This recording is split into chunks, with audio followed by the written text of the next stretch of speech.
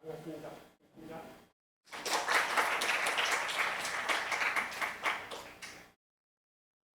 오늘 여러분들과 한번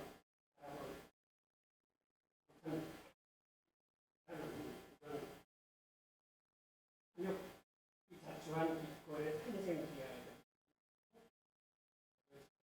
미국의 학발지를 기원에 따라서 그 신냉전 시대에 통화되는데 브릭스 기축국가 개발계획에 대해서 이러한 과정을 통해서 그 기축국가가 다원화되고 세계가 다양하게 바뀌고 그런 운동의 시대를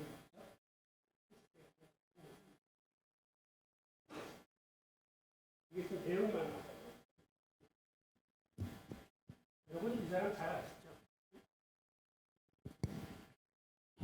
데이비드 참인데 유대인이. 그런데 여러분들이 알고 있는 이런 비트코인은 어느 날 뚝딱 이 세상에 탄생된 게 아니고 사실은 많은 암호학자들이 지난 한 3, 40년간 꾸준히 개발해온 결과물입니다. 과정을 한번 보시죠.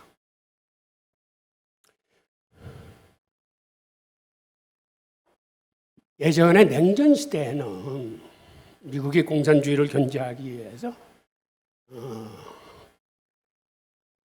사회주의나 공산주의 성격의 정권이 생기면 어떻게 해서든지 그 정권을 실각시켰어요. 그게 군사 개입을 통해서든 CIA가 공작을 하던. 그래서 1954년 이란을 시작으로 2003년 이라크까지 15차례나 세계에서 반미 정권이 실각됐습니다. 그러면 이런 과정에서 어떤 일이 벌어졌을까요? 즉 사회주의나 공산주의를 제시하는 국가의 지도자는 끊임없이 CIA에 의해서 감시와 도청을 당했습니다.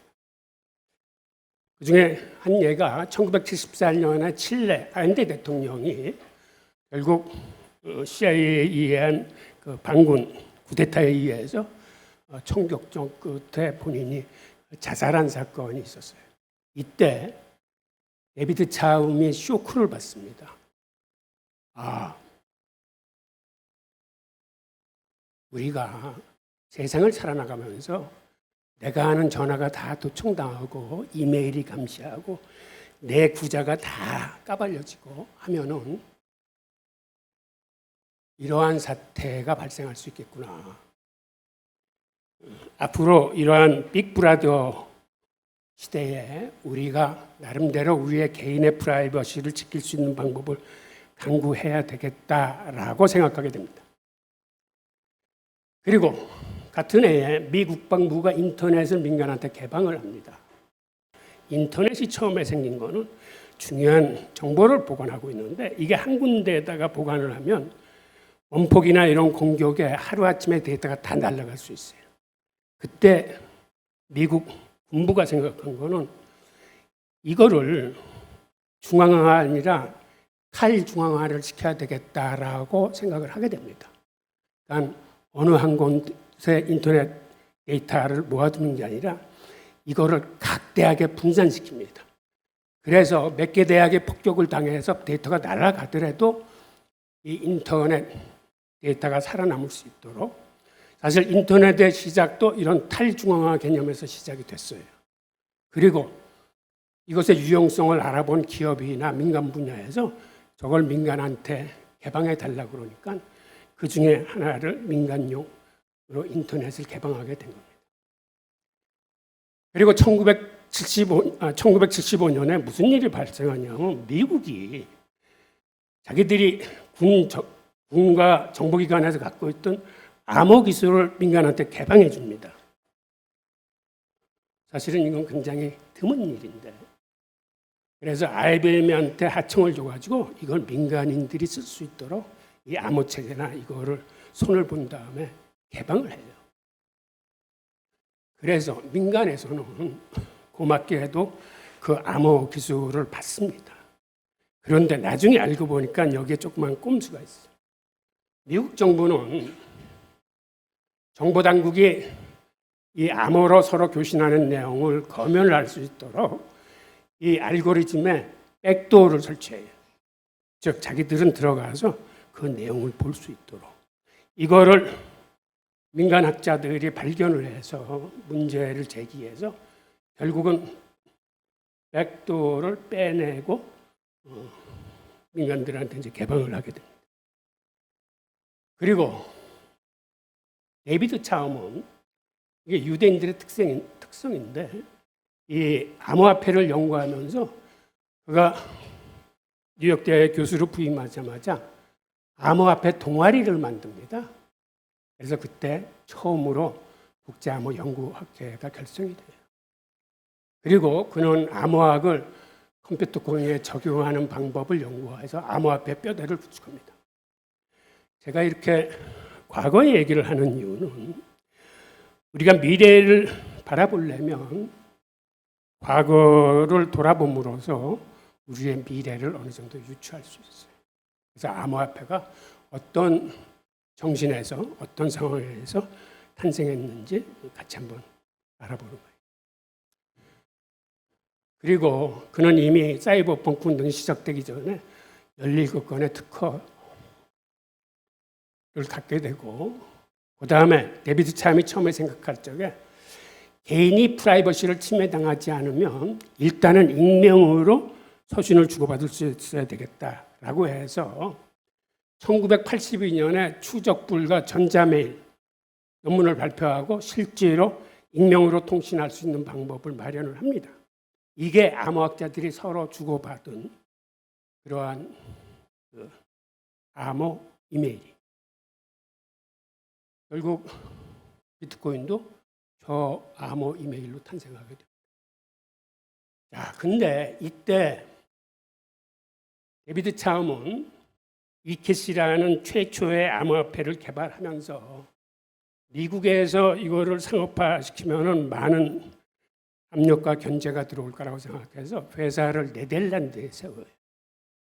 그런데 이때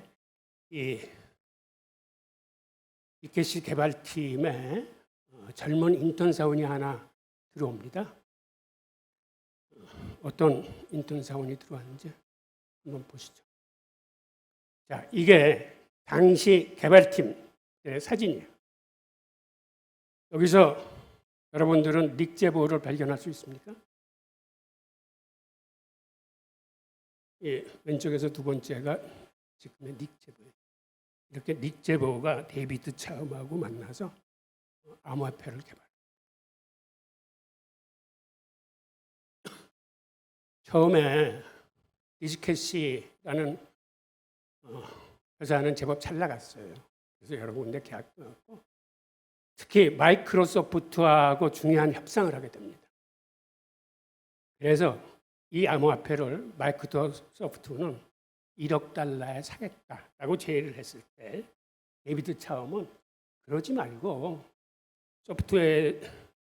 마이크로소프트에서 파는 소프트웨어에 껴서 팔 때 하나 팔릴 때마다 패키지당 2달러를 달라고 요구를 하는데 결국 이 협상은 결렬이 됩니다.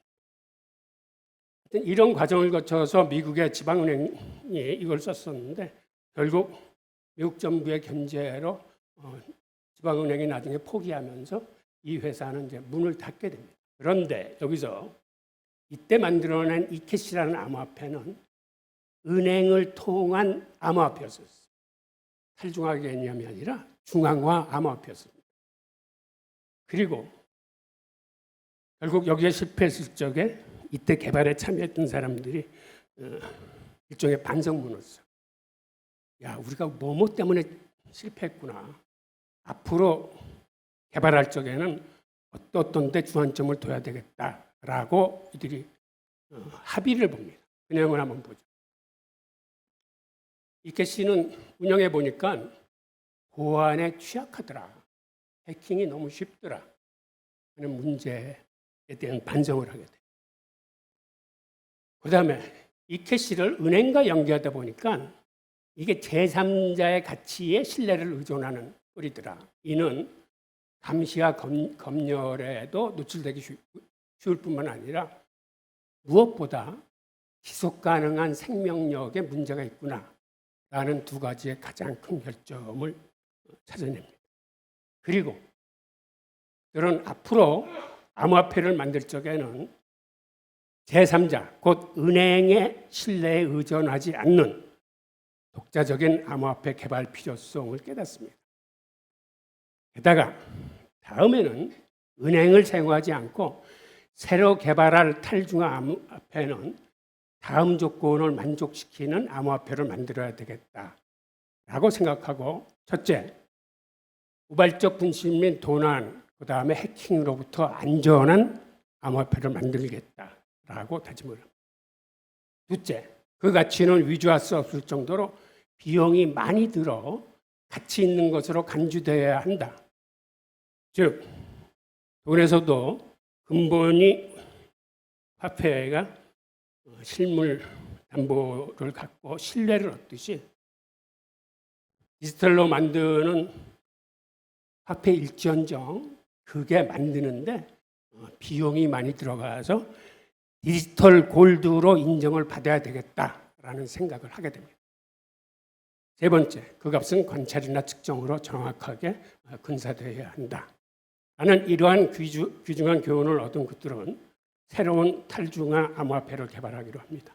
자, 이게 암호화폐가 탄생하게 된 탄생 비화예요. 암호화폐니까 어떤 정신을 갖고 탄생했는지, 바로 그 정신이 미래에 있어서 그 가치를 인정받을 수 있는 건지는 여러분들이 판단해 맡깁니다. 자, 미국의 헛발질이 키운 반달러 세력에 대해서 한번 보겠습니다. 2012년에 미국이 이란을 제재하면서 스위프트 체제에서 차단시킵니다. 그런데 정작 이러한 사태를 보고 화들짝 놀란 거는 중국하고 러시아예요. 우리도 언제 어떻게 미국한테 저렇게 당할 수 있겠구나 라고 생각해서 중국은 위안화 국제결제 시스템 CIPS를 2015년에 완성을 해요. 러시아는 이게 자료마다 좀 틀린데 2017년에 완성했다는 게 정설인 것 같습니다. 그리고 그 외에 아랍 국가들도 자기네들끼리 국제 결제 시스템을 만듭니다. 번스라고. 그리고 지금 위안화 CIPS에는 세계 103개국 1280개 은행이 실제로 위안화 결제 시스템을 사용하고 있습니다. 여러분들이 최근에 뉴스 많이 들었겠지만 위안화가 사실은 무역거래에서 큰 비중이 없었어요. 스위프트 시스템에서는 한 2.5% 정도, 그 다음에 러시아와 브라질이 위안화 거래하면서 4.5% 오르더니 최근에는 위안화 무역거래 비중이 7%로 급등을 했습니다.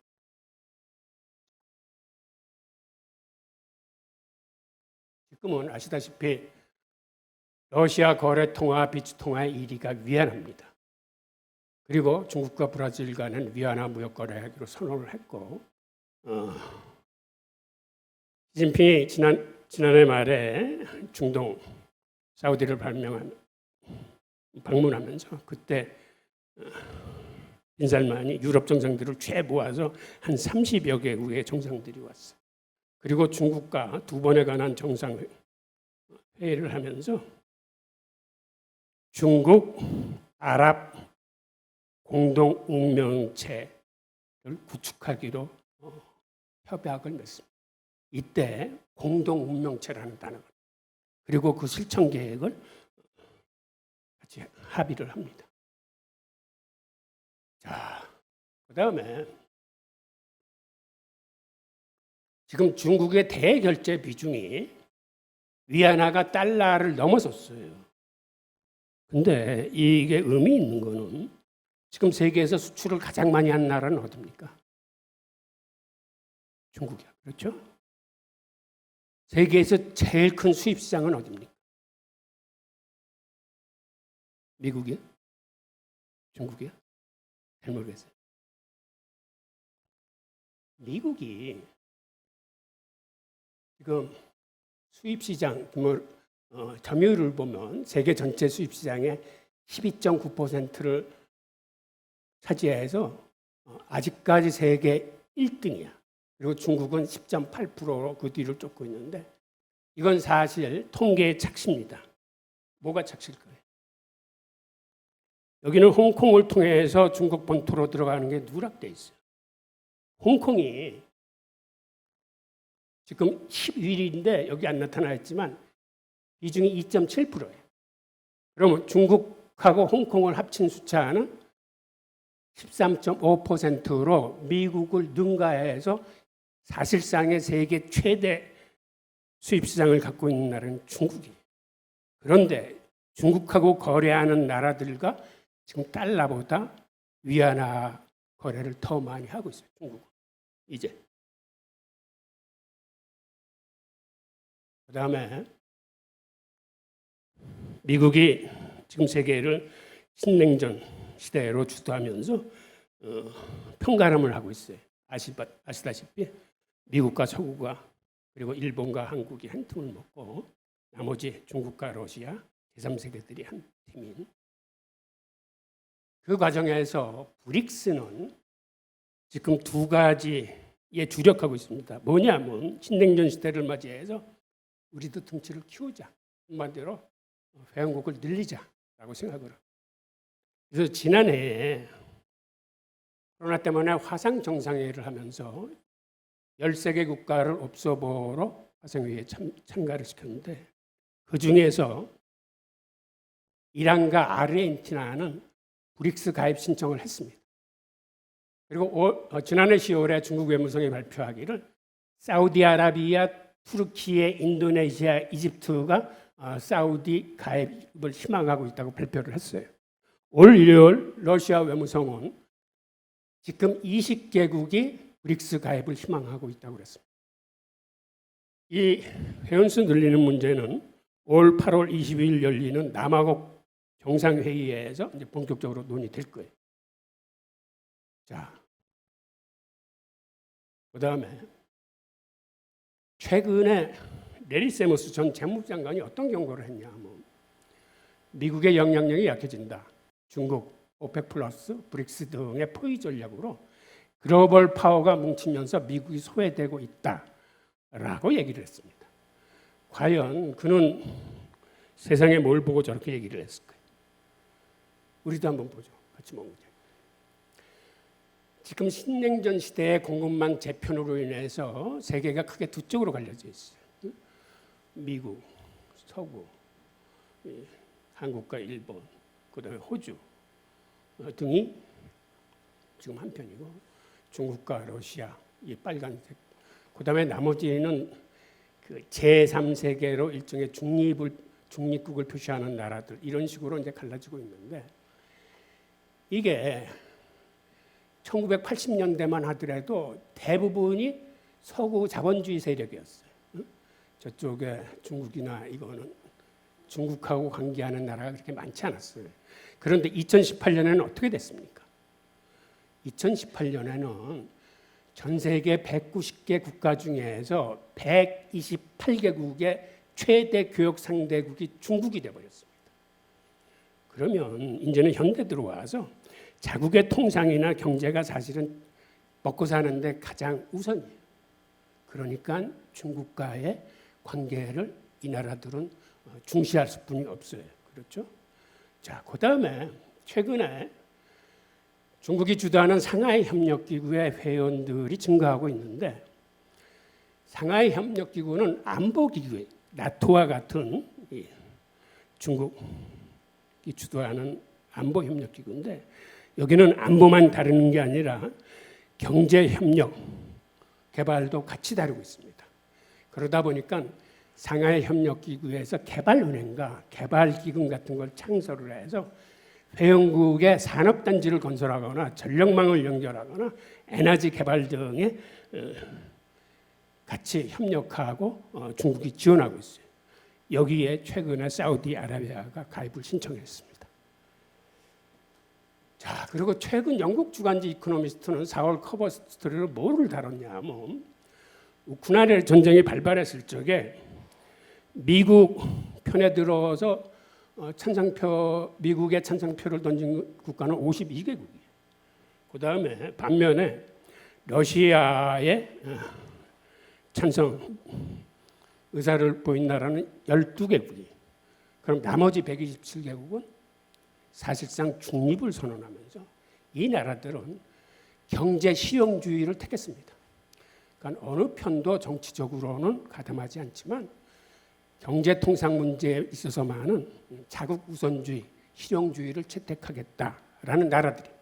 그런데 그 중에서도 경제 규모가 큰 25개 나라를 집어서 이코노미스트가 이 나라들의 이름을 트랜섹셔널 25라고 명명을 했어요.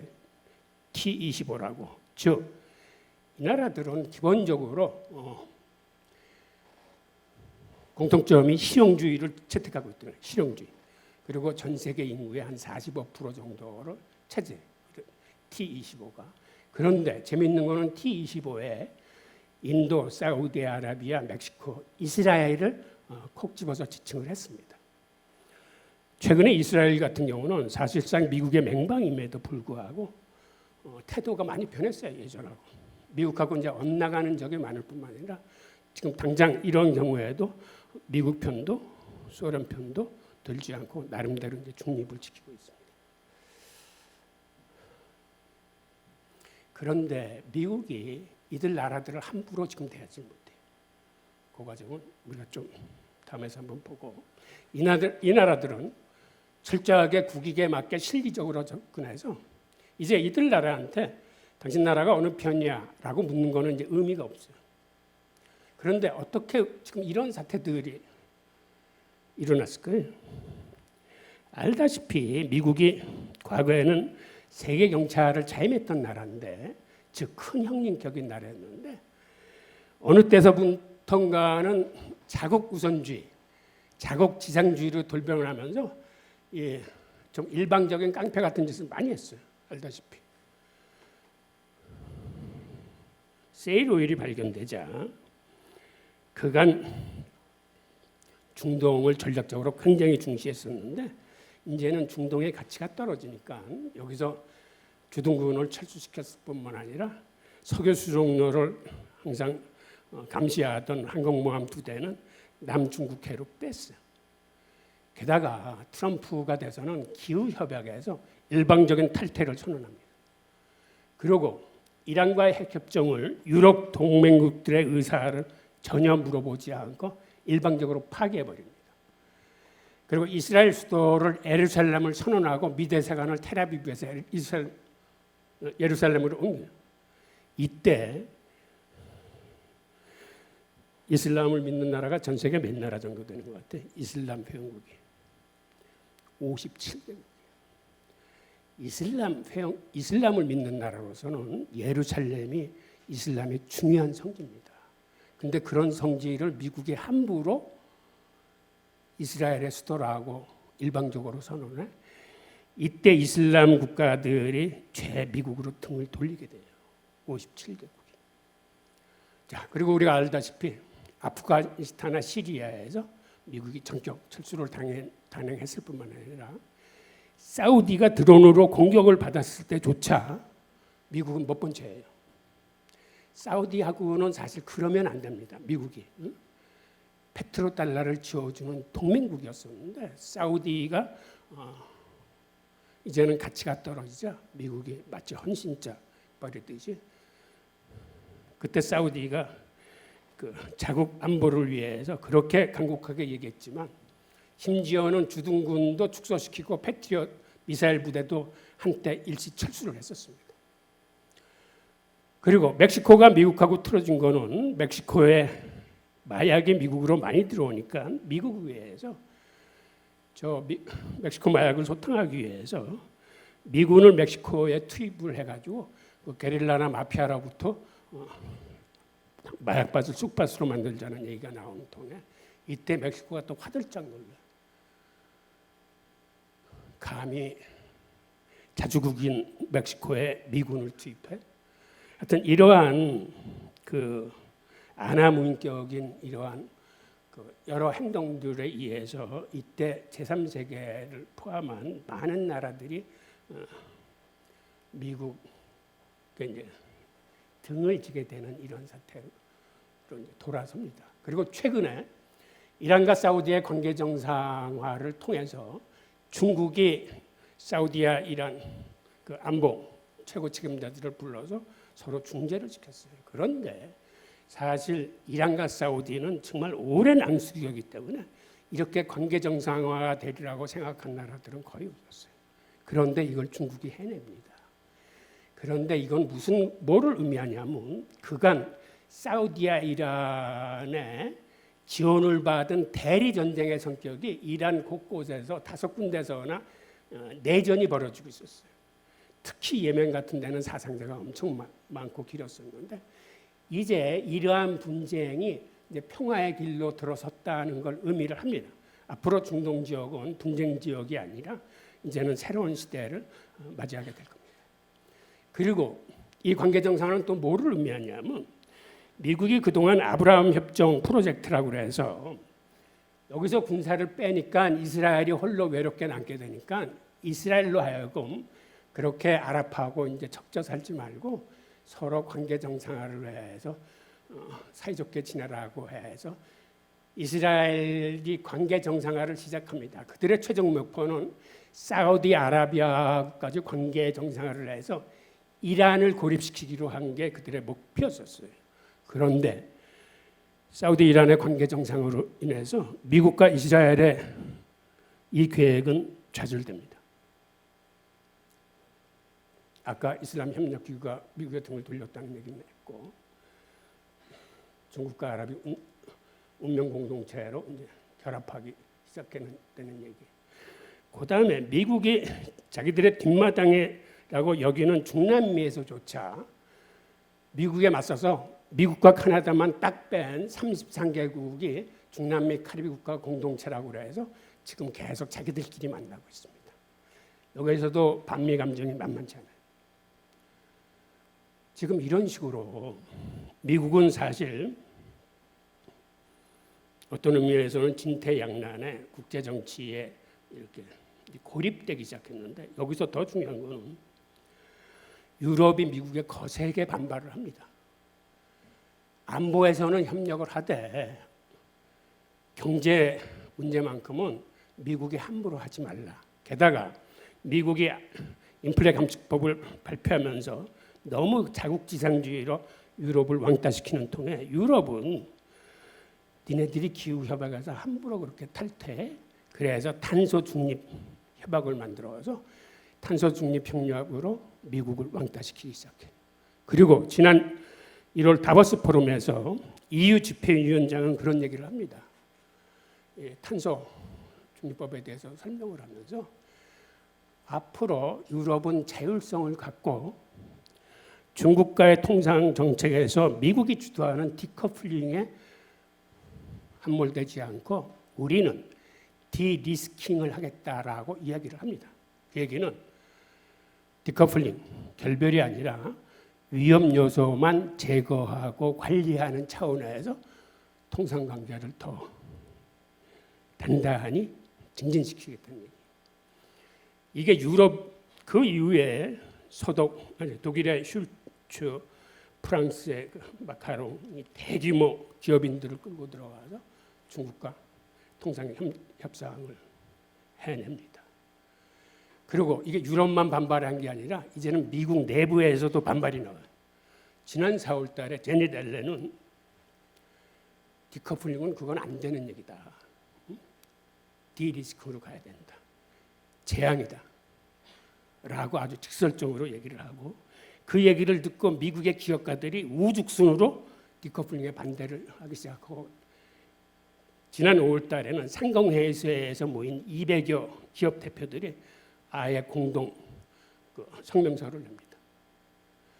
즉 미국 정부로서는 냉방이라고 믿었던 유럽과 국내에서조차 디커플링에 대한 이러한 반발이 거세지면서 아까와 같은 세계 범세계적인 이러한 상황이 자국한테 지극히 불리하게 돌아간다고 생각하기 때문에 기존의 정책을 수정하게 돼요.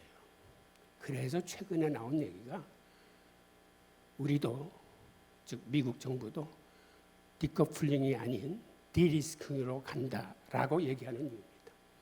이건 미국 스스로가 생각해냈다기보다 좌우사방에서 그간의 미국 정책에 대한 이런 호된 반발이 이제 불러낸 결과입니다. 그런데 이 과정에서 지난 4월에 러시아 국영통신은 국회 부의장의 말을 인용해서 신냉전 시대의 브릭스 기축통화 개발 계획을 발표를 합니다. 즉 브릭스는 달러 체제에서 벗어나서 자기들끼리 새로운 기축통화를 만들겠다는 게 핵심인데 그 최종 단계로 가기 전에는 개발하는 데 시간이 걸리니까 일단 특정국의 화폐를 쓰자. 그게 위안화로 의견이 모여지고 있어요. 일단은 위안화를 브릭스 기축통화로 잠정 사용한다. 그리고 2단계는 디지털 화폐로 간다. 즉 저 디지털 화폐는 인민은행의 디지털 화폐가 될지 아니면 브릭스가 개발할지는 잘 모르겠어요. 아직까지는. 아마 구체적인 얘기는 이번 8월 달에 발표가 될 텐데. 그리고 3단계가 금과 희토류를 기반하는 스테이블 코인을 브릭스의 최종 기축통화로 만들겠다라고 하는 게 개발의 핵심이에요. 자, 지금 개발 계획을 보면 첫째는 기존의 법정 통화를 쓰겠다는 거예요. 둘째는 중앙은행 디지털 화폐를 만들어서 쓰겠다는 거고, 셋째는 스테이블 코인을 쓰는데 저 스테이블 코인은 금과 희토류 같은 이런 귀금속과 희귀 원자재를 기반으로 하겠다라는 거고, 실제로 희토류 생산의 대부분의 국가가 브릭스 5개국이에요 지금. 그리고 가공 기술도 중국이 가장 많이 발전돼 있고. 즉 이 시기를 거치게 되면 이때는 기존의 법정 통화와 디지털 화폐와 암호화폐와 연관되어 있는 스테이블 코인 이게 서로 각축화 협력을 통해서 이때는 화폐 변화에 큰 변곡점을 맞이하게 될 겁니다. 자, 그런데 이 브릭스 기축통화 얘기는 사실은 어제 오늘 나온 얘기가 아니고 사실 브릭스가 창설됐을 때부터 계속해서 나왔던 얘기예요. 그리고 최근에 러시아 외환보유고를 스위프트에서 차단했을 뿐만 아니라 이거를 압류했어요. 압류. 이게 사실은 자본주의 사회에서는 있어서는 안 된 일인데, 그래서 이 압류 자산을 가지고 우크라이나 지원에 사용하도록 하겠다라고 이건 유럽이 먼저 시동을 걸었어요. 그러다 보니까 반미 감정을 갖고 있는 나라들이나 뭔가 그 대척점에 서 있는 나라들이 이래서는 우리도 언제 당할지 모르겠구나 라고 생각해서 이 브릭스 속에 합류하려는 그런 의사를 많이 보일 뿐만 아니라 최근에 세계 중앙은행들의 외환보유고 행태가 많이 변하고 있습니다. 지금은 미국의 장기 국채를 거의 외면하고 있어요. 그리고 그들은 금을 사 모으고 있어요. 금을. 제가 이런 말씀을 드리는 것은 사실은 우리 암호화폐가 앞으로 발전하는 중요한 요인은 우선 내부적인 노력도 필요해요. 그간에는 뭐 채굴업자나 개발팀이나 어떤 그 작은 기득권에 얽매여서 서로 싸우는 통에 제대로 문제점이 해결되지 힘들었을 뿐만 아니라 지금 우리가 맡고 있는 미래 세계, 메타버스나 웹3나 이런 과정에서도 그것이 실제로 가능한 기술이야? 그거 허구 아니야? 라는 이런 데 시달리면서 하여튼 그러한 것들을 내적으로 생태계를 다져나갈 책임이 암호화폐 어깨에 있어요. 그런데 그보다 더 중요한 게 외부 환경이에요. 외부 환경은 지금 기축통화로서 세계의 그 시스템을 장악하고 있는 달러가 스스로 저런 헛발질로 해서 이 화폐 환경이 변화할 적에, 즉 달러의 힘이 약해질 때 이때는 새로운 기회가 암호화폐 시장에 창출될 수 있어요. 그리고 암호화폐가 동력을 받을 수 있어요. 지금은 암호화폐가 어려운 시점이기 때문에 사실 여러분들도 힘들 거예요. 그런데 훗날 여러분들이 다시 돌아서 생각하면 참 그때가 기회였다라고 생각하시는 분도 많게 될 거예요. 그래서 지금은 스스로 이런 암호화폐를 공부해가면서 자기 확신이 굉장히 중요합니다. 자기 확신을 가지고 암호화폐 바라보는 눈을 정립하려면 문제는 공부를 많이 해야 돼요. 여러분들도. 그래야 여러분들의 투자와 여기에 자신이 생기고 확신이 생기면서 여러분들의 투자가 먼 장기적인 시각에서 이루어질 수 있을 거예요. 자,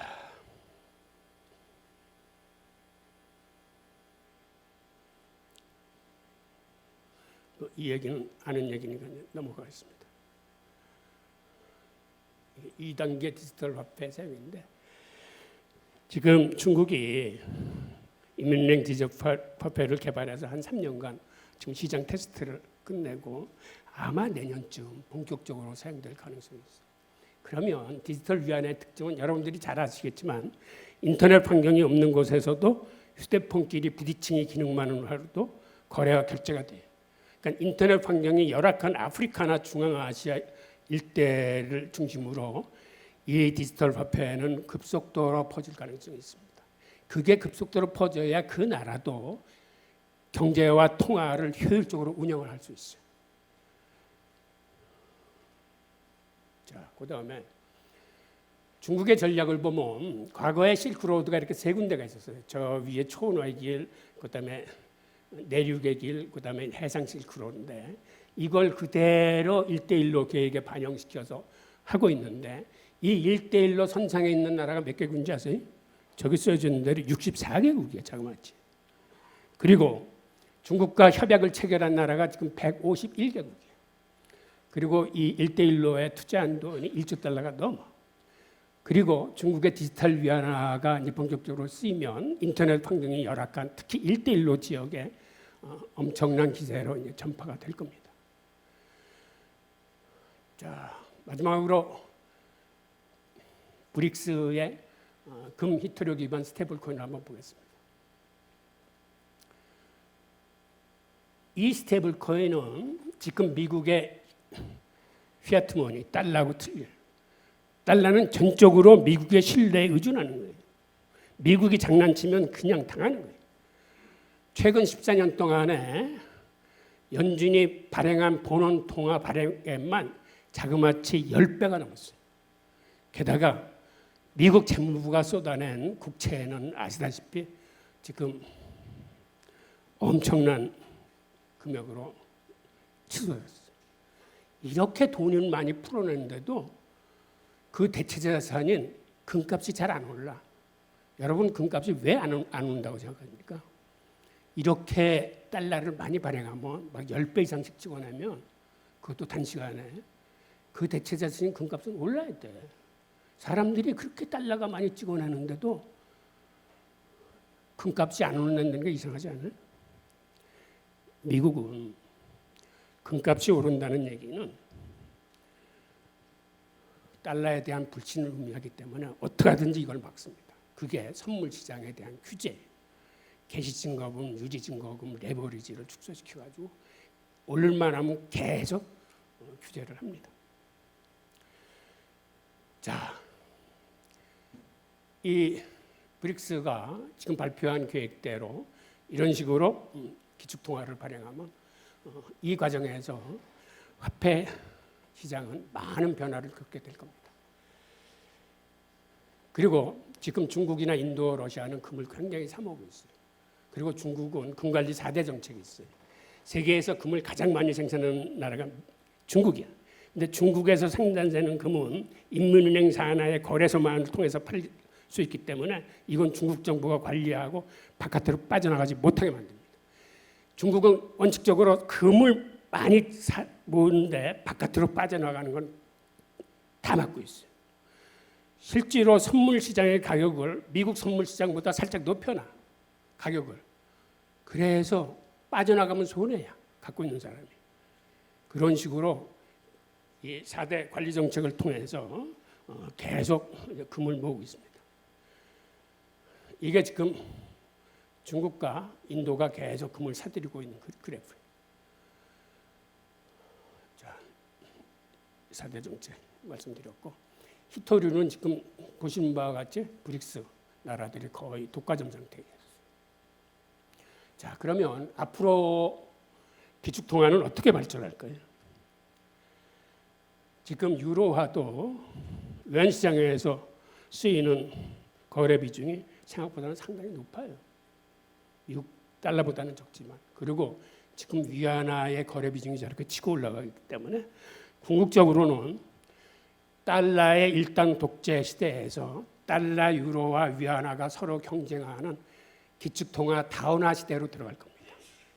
게다가 브릭 통화가 개발되면 기존의 법정 통화, 즉 달러, 유로와 위안화와 더불어서 그 다음에는 각국 중앙은행 디지털 화폐가 전면에 나서고, 미국은 아직까지 중앙은행 디지털 화폐가 전면에 나서지 않았기 때문에 거기에 대응하기 위해서는 아마 스테이블 코인이 등장할 가능성이 커요.